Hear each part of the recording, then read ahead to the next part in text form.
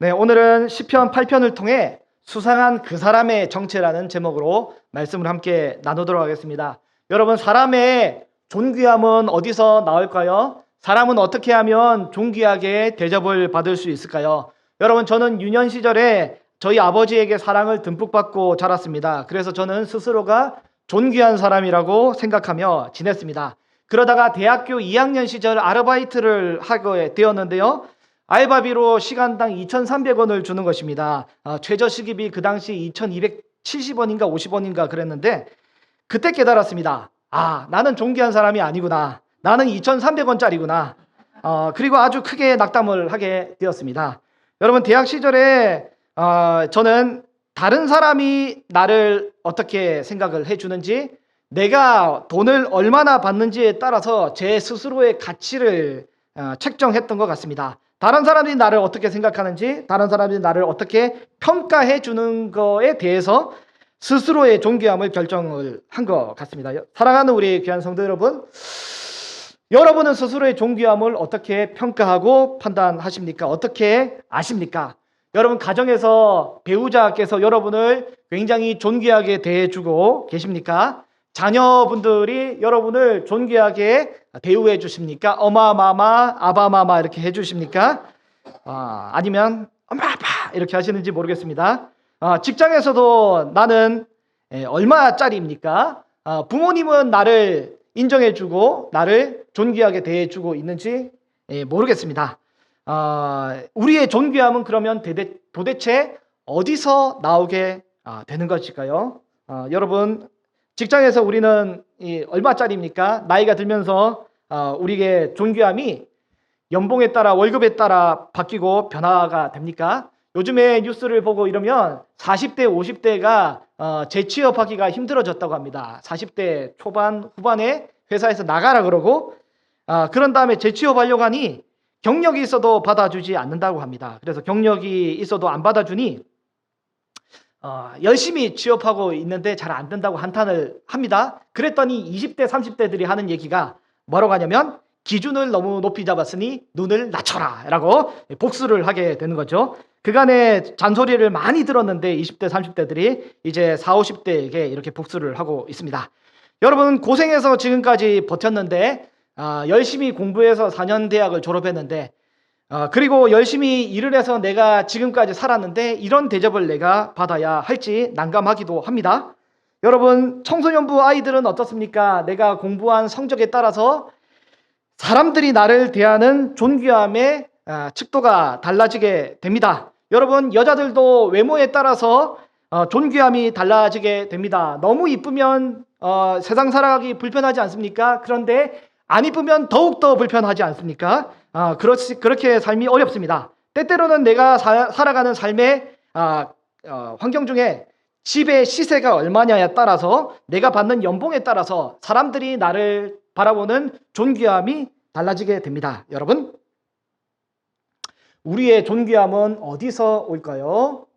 사람의 존귀함은 어디서 오게 될까요? 오늘 본문은 시편 8편입니다. 시편 8편은 다윗의 노래인데요. 본문 1절부터 다윗이 꼭 하고 싶은 그 내용을 아주 뜨거운 메시지로 선언하고 소리치고 외치고 있습니다. 이 1절의 말씀은 8절에도 똑같이 수미상관으로 등장하게 되는데요. 우리 1절 말씀을 같이 한번 다윗의 마음으로 뜨겁게 한번 읽어보도록 하겠습니다. 여호와 우리 주여, 주의 이름이 온 땅에 어찌 그리 아름다운지요, 주의 영광이 하늘을 덮었나이다. 주의 이름이 어찌 그리 아름다운지요 라고 1절과 9절에 함께 다윗이 찬양을 하고 있잖아요. 우리는 흔히 내 이름에 먹칠하지 마라, 내 이름 석자를 걸고 맹세한다라고 말하기도 합니다. 이름은 그 사람의 성품이 담겨 있고, 이름은 그 사람의 영광이 담겨 있습니다. 이름은 그 사람의 존재를 의미합니다. 다윗은 하나님의 이름을 부릅니다. 하나님이라 하지 않고 여호와라는 하나님의 호칭을 부릅니다. 여호와 우리 주여. 그리고 아주 극진하게 찬양합니다. 주의 이름이 온 땅에 어찌 그리 아름다운지요. 다윗은 하나님의 성품이 얼마나 아름다운지 아주 감탄하며 찬양하고 있습니다. 여러분, 하나님을 알면 하나님을 찬양할 수밖에 없습니다. 하나님이 나에게 해주신 일, 하나님이 우리에게 해주신 그 일, 주 날 구원했으니 어찌 잠잠하리라는 찬양처럼 하나님을 알면 찬양할 수밖에 없습니다. 근데 여러분, 하나님을 모르면 찬양할 수가 없습니다. 하나님이 나에게 아무 일도 안 해주셨는데, 나에게 아무것도 보여주신 적이 없는데 어찌 찬양하게 됩니까? 주일 예배 중에 저는, 여러분은 다 이쪽을 보고 있지만 저만 이쪽으로 보고 있지 않습니까? 보고 있으면 여러분 찬양하는지 안 하는지 알고 있습니다. 예전에 코로나 시절에도 마스크를 끼고 있더라도 저는 이 미세한 마스크의 움직임을 통해 찬양하는지 안 하는지 다 알고 있었습니다. 여러분, 특별히 일부 성도들이 찬양을 안 할 때가 있어요. 왜 그렇습니까? 나랑 무관한 가사고 나랑 무관한 노래이기 때문에 찬양을 못하는 것입니다. 여러분, 안 하는 것입니다. 너무 안타깝습니다. 여러분, 오늘 본문의 다윗처럼 하나님의 이름을 감격하며 찬양하는 은혜가 우리 모든 성도 여러분 한 분 한 분에게 있기를 간절히 소망합니다. 여러분, 진정한 찬양은 하나님의 놀라운 성품을 깜짝 놀라는 그 감탄에서 나오게 됩니다. 오늘 본문에서 다윗이 감탄한 첫 번째 감탄은 1절 후반절에 나오는데요. 말씀을 계속 한번 띄워주시면 좋겠고요. 1절 후반절에 뭐라고 되어 있냐요? 맨 마지막 줄만 같이 읽어보겠습니다. 주의 영광이 하늘을 덮었나이다. 주의 영광이 하늘을 덮었다고 합니다. 다윗은 주의 영광이 하늘을 덮어버려서 깜짝 놀래버렸습니다. 여러분, 다윗은 고대인입니다. 고대인. 여러분, 축구 국가대표 고려대 이 고대 말고요. 다윗은 옛날 사람 고대인입니다. 여러분, 우리가 시편을 이해하려고 하면 기록될 당시에 고대 그 상황과 세계관을 이해해야 시편을 제대로 이해할 수 있습니다. 고대인에게는 하늘은 텅 빈 공허한 공간이 아니었습니다. 거기는 신들이 거주하는 장소이고요. 고대인에게는 하늘은 신으로 숭배하는 해와 달과 별들이 있는 공간이 바로 고대 하늘은 어떤 영적인 신전이었습니다. 그런데 다윗은 뭐라고 고백하냐면 주의 영광, 주의 위엄이 하늘, 원문에는 샤마임이라고 하늘들이라고 되어 있습니다. 높은 하늘들, 주의 영광이 하늘들을 덮어버렸다라고 설명하고 있습니다. 다윗은 깜짝 놀랍니다. 이방인들이 신성하게 여겼던 하늘들조차도 하나님의 권위 아래에 있음을 다윗이 발견하게 되는 것입니다. 저 높은 왕들의 세계를 넘어 신들의 세계까지 모조리 하나님의 영광이 덮어버렸다. 그것을 다윗이 보면서 하나님이 온 우주의 통치자구나라고 깜짝 놀라며 하나님을 찬양하고 있는 것이 다윗의 고백입니다. 그리고 이 8편의 나머지 부분들도 하나님의 통치에 대해서 노래하고 있는데요.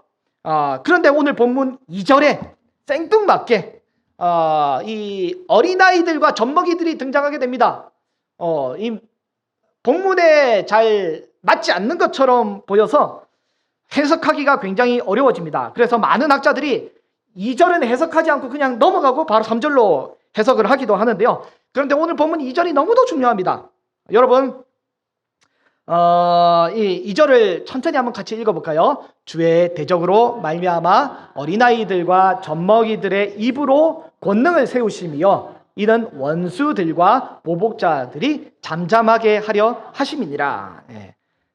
젖먹이들과 어린아이의 입술로 하나님이 찬양을 받으신다라고 이야기를 하고 있습니다. 여러분, 대통령이 해외 순방을 떠나게 되면, 멀리 다녀오게 되면, 순방길을 마무리하고 돌아오게 되면 공항에 누가 맞이하러 가는지가 때때로 관심이 됩니다. 주로 총리나 여당 대표, 대통령 비서실장이 나가서 맞이하기도 합니다. 만약에 대통령이 힘들게 고생하고 순방을 마치고 돌아오는 그때에 고위 관료가 맞이하지 않고 청와대의 막내 직원이 억지로 가가지고 대통령을 혼자 가서 맞이한다라고 생각을 해봅시다. 그러면 어떻게 합니까? 국격에 떨어지는 것입니다. 격이 안 맞습니다. 여러분, 이 대통령을 적당한 수준의 대우를 해주는 게 국격에 맞는 거잖아요. 고대 사회에서도 마찬가지입니다. 신이 있다면 신을 만나고 섬기고 영접하는 것은 적당한 수준이 되는 왕이나 제사장, 당시의 최고의 힘의 정점에 있는 사람이 만날 수가 있고 그가 섬길 수 있습니다.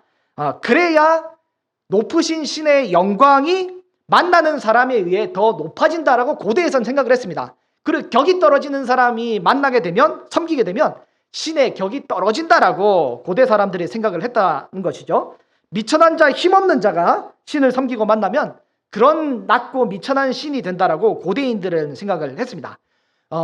누가 신을 섬기느냐에 따라서 신의 영광의 높아짐과 낮아짐이 결정이 되었습니다. 여러분, 근데 하나님은 다릅니다. 여러분, 우리 여호와 하나님은 달랐습니다. 여호와 하나님은 그 이름과 성품 그 자체가 이미 영광스러운 분입니다. 그래서 하나님은 높은 누군가에 의해서 한 단계 더 높아질 필요가 없으신 분이고요, 낮은 누군가에 의해서 한 단계 낮아지지 않으십니다. 하나님은 온 우주에서 가장 높으신 분이기 때문에 누군가의 칭찬과 찬양이 필요 없으시고 더 높아지지도 않고 누군가의 평가에 의해서 더 낮아지지도 않는 하나님은 홀로 지극히 높으신 분임을 여러분 기억하시고 있으시기를 바랍니다. 다윗은 그 하나님을 찬양했습니다.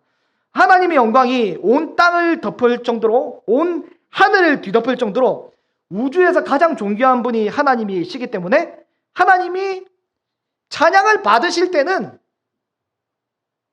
누구의 찬양을 받으시냐면 오늘 본문 2절에 보니까 어린아이들과 젖먹이들의 입의 찬양, 그 입술의 고백을 주님이 기쁘게 받아주시는 거죠.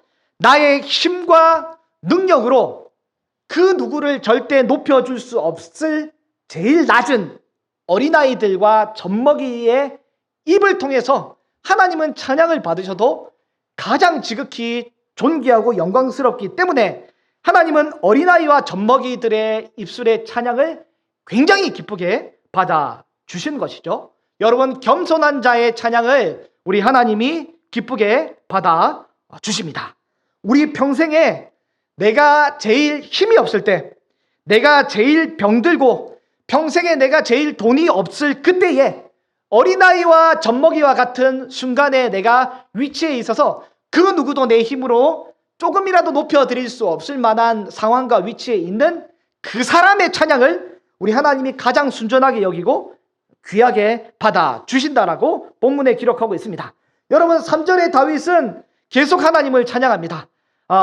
그런데 다윗은 또다시 3절에 깜짝 놀라서 우리 주님을 찬양하는데요, 하나님의 영광스러운 성품 때문에 깜짝 놀랍니다. 3절을 같이 읽어보겠습니다. 주의 손가락으로 만드신 주의 하늘과 주께서 베풀어 두신.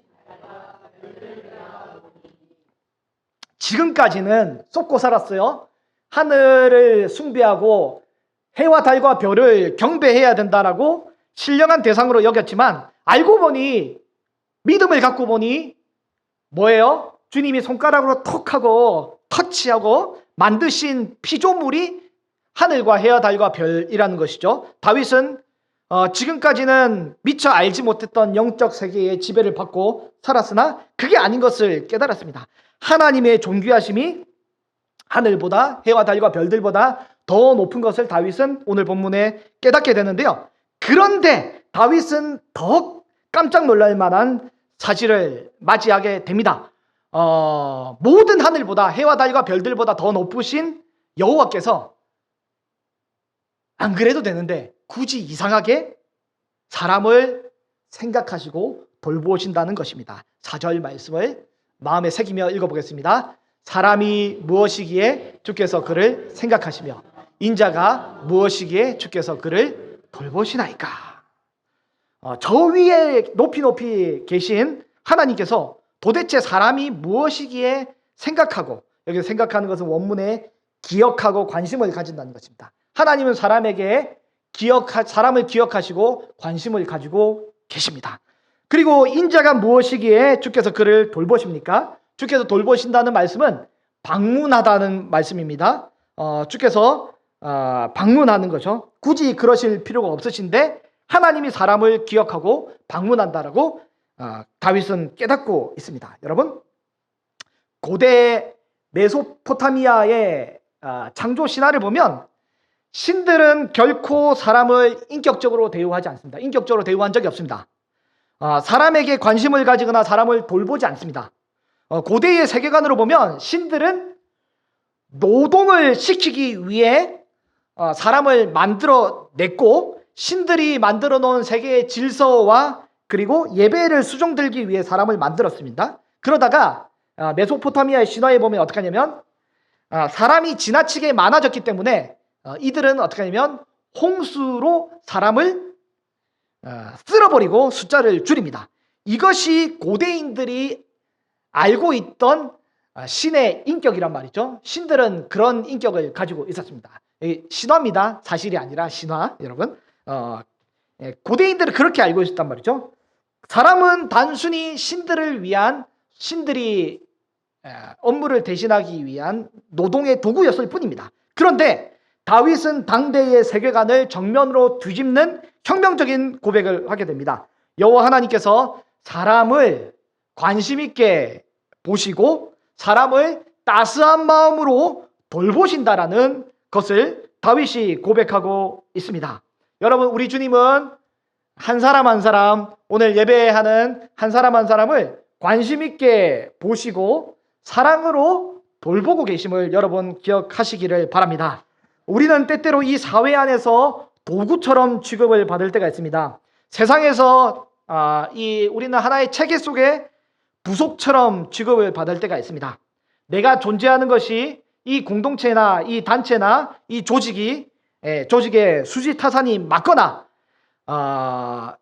그렇지 않을 경우에는 내가 사회에서 그 역할과 기능이 떨어질 경우 내가 해고되거나 대체되기도 합니다. 세상은 우리에게 그렇게 냉혹하게 대우합니다. 세상은 내가 어떠함에 따라 나를 존귀하게 대우하거나 때로는 차갑게 대우합니다. 내가 잘 나갈 때는 잘해주다가 약해지고 힘들면 나를 차갑게 대우합니다. 그러나 우리 하나님께서는, 세상에서 제일 존귀하신 우리 하나님께서는 우리의 어떠함을 통해서, 나의 어떠함을 통해 나를 대우하고 있지 않으십니다. 하나님께서는 우리를 그러면 어떻게 대우하십니까? 하나님께서는 하나님 당신의 존귀함으로 인해 우리를 존귀하게 대우하고 계십니다.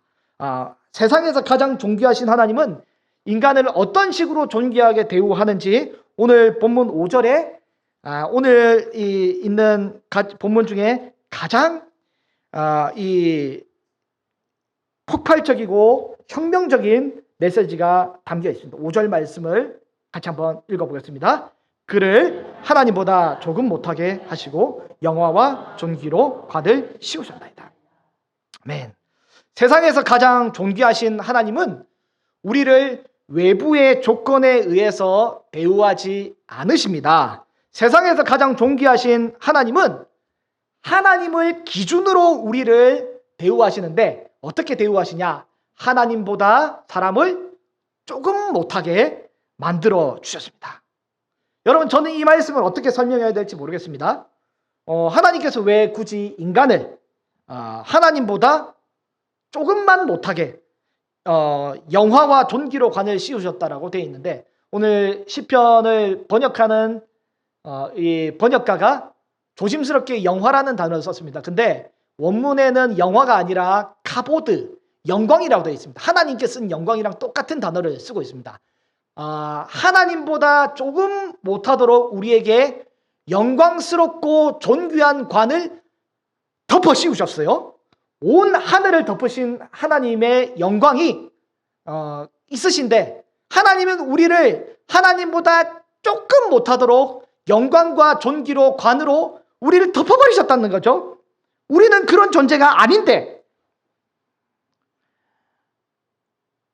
여러분, 우리 성도들 중에 제가 알기로 직장이나 사회에서 우리가 영광스럽고 존귀하게 대우받는 분들이 많지 않는 걸로 알고 있습니다. 가정에서도 그렇고 교회에서도 그렇고 우리가 인정받고 존중받는 것이 쉽지 않습니다. 뭘 하고자 해도 힘이 없어서 뜻대로 되지 않는 것이 우리에게 얼마나 많이 있습니까? 세상은 우리에게 영광스럽고 존귀하게 대우해주지 않습니다. 그런데 어떻게 제가 설명해야 될지 모를 정도로, 이해가 안 될 정도로 하나님은 이상하게도 우리를 아주 영광스럽게 존귀하게 하나님이 가지신 영광의 관으로 덮어 씌워버리십니다. 어느 정도로요? 하나님보다 조금만 못하도록 영화와 존귀로 관을 덮어 씌우셨다는 것이죠. 우리 사랑하는 귀한 성도 여러분, 성도의 존귀함은 어디서 나옵니까? 우리의 존귀함은 어디서 나옵니까? 도대체 어디서 나옵니까? 성도의 참된 존귀함은 내가 아니라 우리 하나님으로부터 나옴을 기억하시기를 바랍니다. 하나님은 누군가에 의해 높아지거나 낮아지지 않으십니다. 항상 변함없으시게 가장 존귀하신다는 분이죠. 그러나 사람의 존귀함은 그때그때 외부 환경에 따라, 외부 조건에 따라, 나의 환경에 따라, 나의 조건에 따라, 나의 실력에 따라, 나의 나이에 따라, 나의 외모에 따라 바뀌는 것처럼 보입니다. 사람의 존귀함이, 우리의 존귀함이 외부의 환경이나 조건이나 나에 의해서 높아지거나 낮아지지 않고 항상 동일하게 되는 방법은 바로 뭐냐면, 우리의 존귀함을 변하지 않으시는 하나님의 존귀함을 통해서 우리가 존귀함을 얻게 될 때, 그때 우리는 진정한 성도의 존귀함을 확인하고 누리게 되는 것입니다. 여러분, 오늘 본문 6절에서 8절까지는 존귀하게 된 우리 성도들이 다스리게 될 삶의 영역을 설명하고 있습니다. 6절에는 만물을 그 발 아래 두게 되고요. 7절과 8절에 보면 땅의 동물들과 하늘의 새와 바다의 물고기와 모든 것을 다스리게 된다고 기록하고 있습니다. 원래는 지금까지는 모든 이 생물들과 거의 비슷한 수준으로 취급을 받았더라면, 이제는 그 모든 것들을 다스릴 위치에 놓여 있습니다. 왜요? 하나님이 우리를 존귀하게 만들어 주셨기 때문입니다. 이 시간 옆에 계신 분에게 다시 한번 이렇게 격려했으면 좋겠습니다. 당신은 존귀한 사람입니다.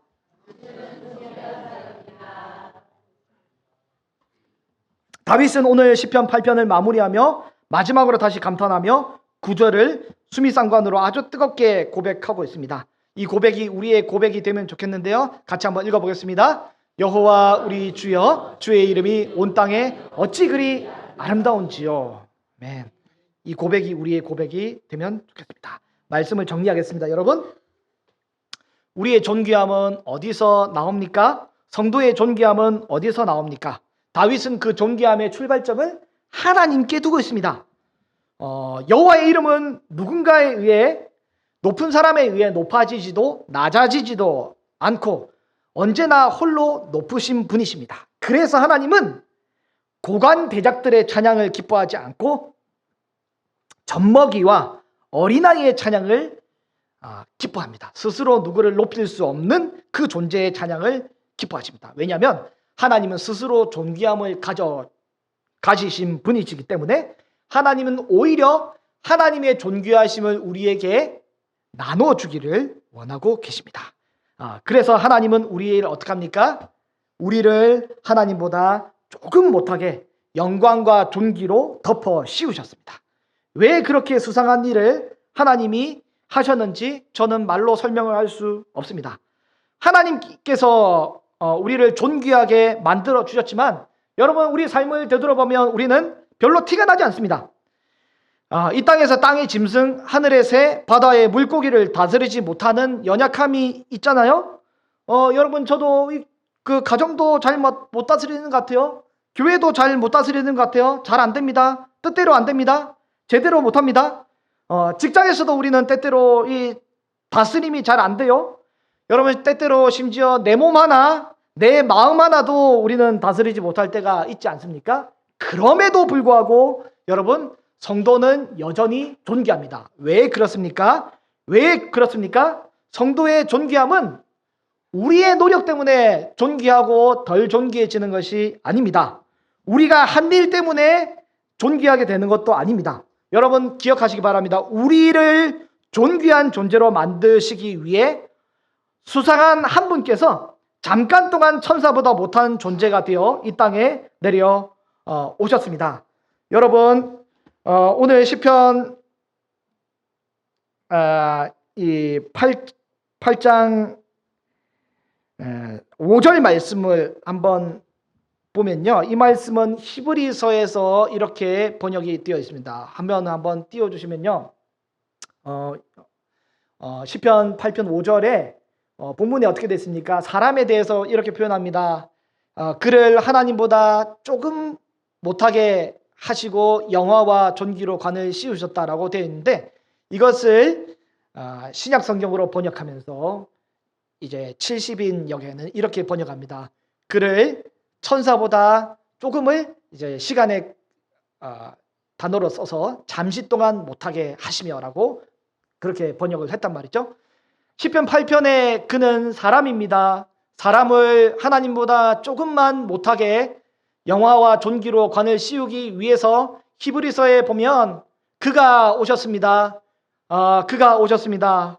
여러분, 그 수상한 사람의 정체, 그가 오셨습니다. 그가 천사보다 잠시 동안, 그 높으신 그분께서 천사보다 잠시 동안 못하게 되셔서 우리를 위해 이 영화와 존귀의 관을 씌우기 위해서 그렇게 이 땅에 내려오신 분이 계신단 말이죠. 오늘 설교의 제목처럼 그 수상한 그 사람의 정체가 누구입니까? 우리를 존귀하게 만들기 위해 십자가 지시고 죽으시고 부활하시고 승천하신 그 존귀한 그분이 바로 누구십니까? 바로 우리 구주 예수 그리스도이십니다.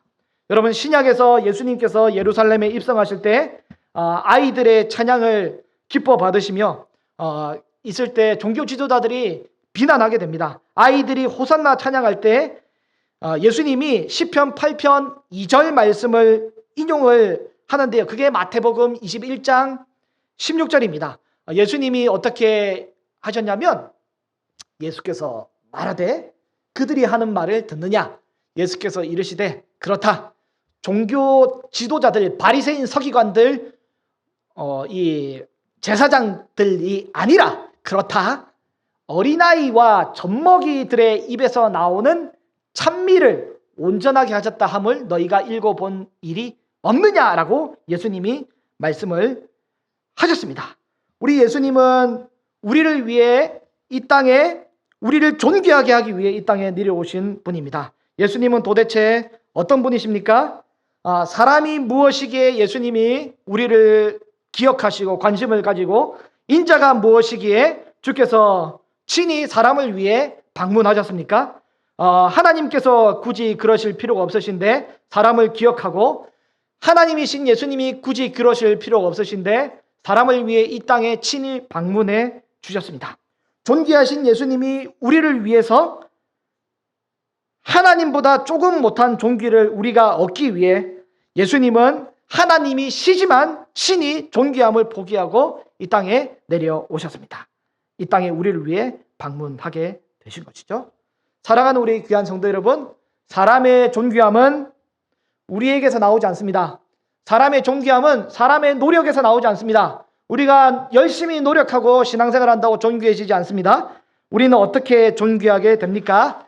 예수 그리스도를 구주로 믿고 예수 그리스도를 받아들이게 될 때 예수님으로 인하여 우리가 존귀하게 되는 것입니다. 오늘 본문에 다윗이 고백합니다. 9절에 여호와 우리 주여, 나를 이렇게 연약한 자를 존귀하게 만들어 주신 주님, 주의 이름이 온 땅에 어찌 그리 아름다운지요. 이렇게 고백할 수 있는 저와 여러분 모든 성도 될 수 있기를 간절히 소망합니다.